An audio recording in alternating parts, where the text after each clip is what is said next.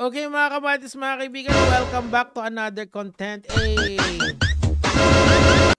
So ito yung tinatawag nilang dark psychology kuno na nagkakalat niya sa TikTok. Now, paano ba to? Kasi 'di ba nung araw tinuruan kayo nung scientific method, okay? The scientific method may proseso 'yon. Pero yung last two parts nun ang importante, yung experimentation, conclusion at tatlo pala, and then repetition. Ibig sabihin, when you repeat the experiment or yung study mo and someone else's do the study, they would get the same results every time. And that's the only time you can conclude that something has been verified, okay? Now, ang problema kasi dito sa mga dark psychology na to, wala kasi silang verification. It sounds good kasi they put on exciting words or tantalizing words, but they do not do yung kanilang yung hindi sila nagdudo ng scientific method. That's why yung mga ganito is, sometimes hindi okay pakinggan yan. Pero for siguro, pag papakinggan nyo lang for fun, pwede.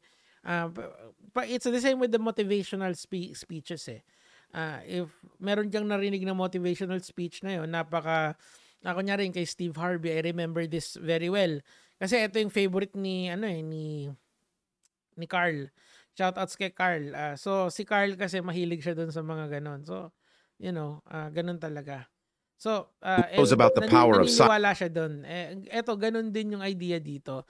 Now, in my opinion lang naman, of course, I am not able to verify this. Pero having the foundation of the scientific method, I do believe that this dark psychology is pseudoscience. We shall be exploring this right now, okay? Silence. But most people don't know how to use silence to shift power in your favor. There are three circumstances where silence can be used most efficiently. When someone is subtly accusing you of something, when you want to get someone else to speak, and when you want to insult someone. Okay, so you have to do experimentation dito to verify the claims. Now, when you do, and it has to be done in a scientific context or in academic context. So what do I mean by that? Kailangan there has to be a researcher from an esteemed academy that will first, or a esteemed school, or even mga psychologist mismo ang gagawa niyan to verify the claim. Okay, they need they need to do the experimentation, and then they need to show the results. And then afterwards, it has to be vetted by other researcher yung results. Ibig sabihin sila yung gagawa ng experiment, gagawin nilang methodology mo, tapos titignan nila kung parehas ba yung results. If the results are not the same, then it is considered false or hindi okay yung claim, di ba? So, ang problema kasi sa TikTok, everyone believes right away. Kasi nga, sino ba naman ang may gusto ng rigorous activities when it comes to learning, understanding? This is why yung mga ginagawa ko is always tethered with research para meron na tayo laging magandang basis, yung foundational basis natin. Anyway, tuloy natin to. Society teaches people to dance around confrontation, which means most accusations are buried under hypotheticals and observations. For example, diba, this could be just AI generated, tapos ano siya, it sounds convincing, but is it truly scientific? This is why etong mga ganito, again, in my opinion, it's pseudoscience.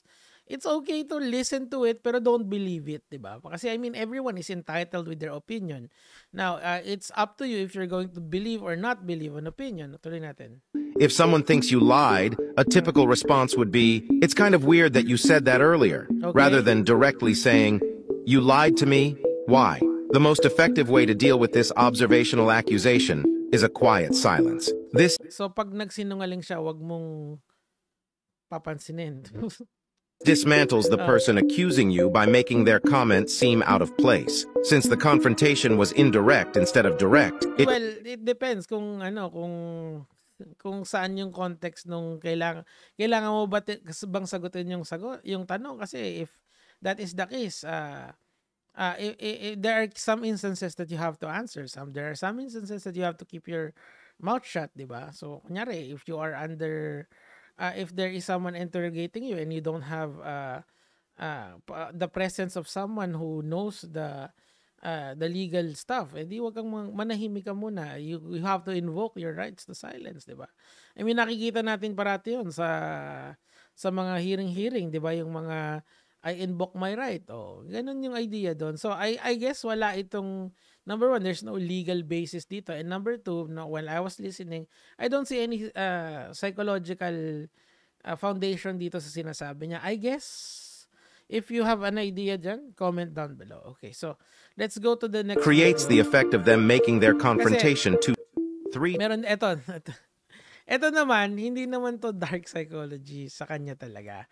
Pero, mas maganda to eh. Hindi, pero bago tayo pumunta dito, eto yung ender natin. Punta muna tayo dito. Now, this is psychology, learning, educational psychology to eh. And this is one of the laws. Okay, the law of primary law of learning, law of exercise. Ito yung mga i-repeat yung isang bagay para matuto ka, 'di ba?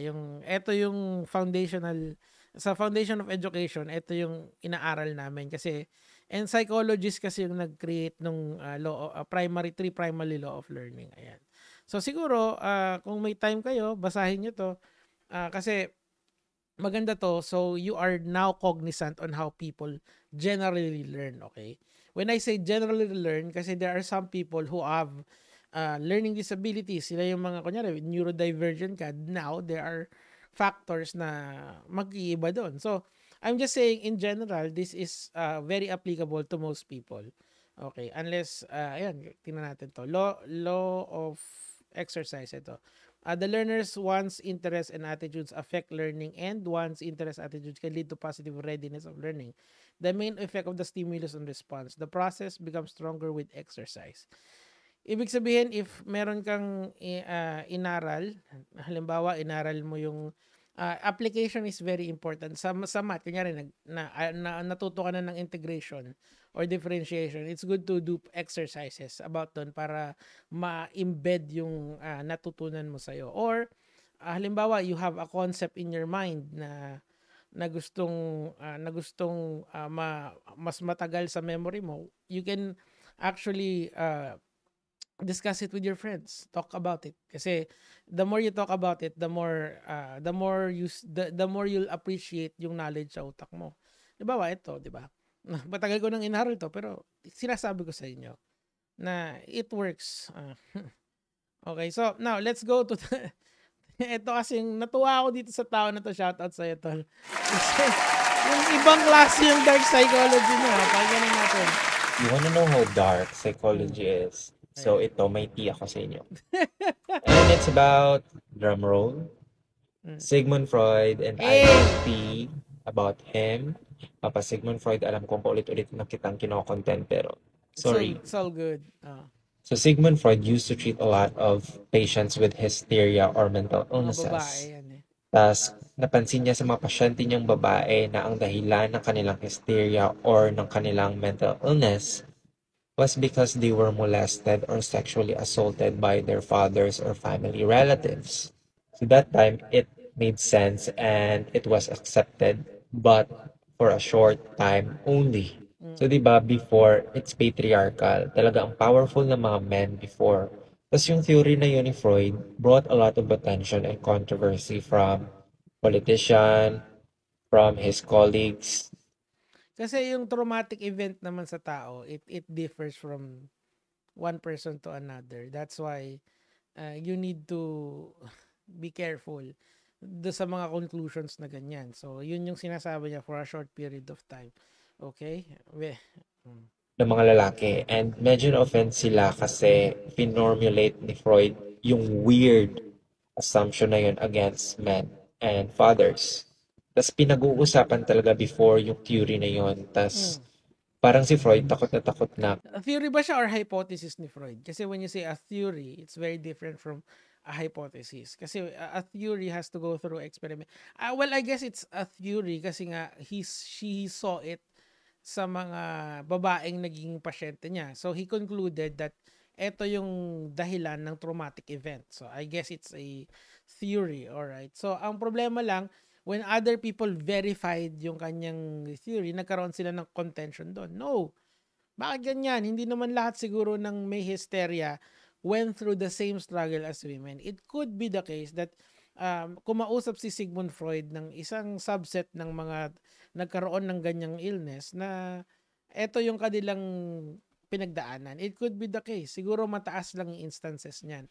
That is why you need to verify, re-verify. And some people need to re-verify and verify before you conclude. Kasi there are exception to the cases, and how many are those exceptions. Unlike dito kunyari, the exceptions are very limited. Exceptions are very limited to people with disabilities. Okay? Yung mga neurodivergent na tinatawag natin. Tuloy natin nun si Kuya. Kasi, tinatarget na siya, natatakot na siya mawala ng trabaho, ng status, ng fame. So, ang ginawa niya, inabandon niya yung theory na yon. Tapos, alam niyo ba kung anong theory ito? Yung Oedipus. bagong theory na finormulate ni Freud. Oedipus. It's the Oedipus complex theory. Ang galing magkwento niya, idol. So, sa theory na to ni Freud, sabi niya, yung babae, hindi naman daw ginalaw ng mga tatay nila. But, meron silang, ikaw na tumapos. Imagine daw yung mga babae na ginagalaw sila ng kanilang mga tatay. Tapos, di ba? Tapos, meron sa lalaki, ang tawag nila dyan ay Electra complex. So, Oedipus and Electra complex, yun yung kanilang mga yun kanilang tawag. So, maraming salamat kay Sir. On the way to my parents to get my first swallow and surprise them. Kay Kuya Julian Ross 17, isa siyang virtual assistant, 'di ba? Teka lang, ayusin natin para makita niyo yung pangalan niya. Ayun. Julian Ross 17, virtual kuya. Okay, salamat sa iyo. Ganda ng kwento mo, tol. O, yun lang naman yung sa akin for today, mga lord.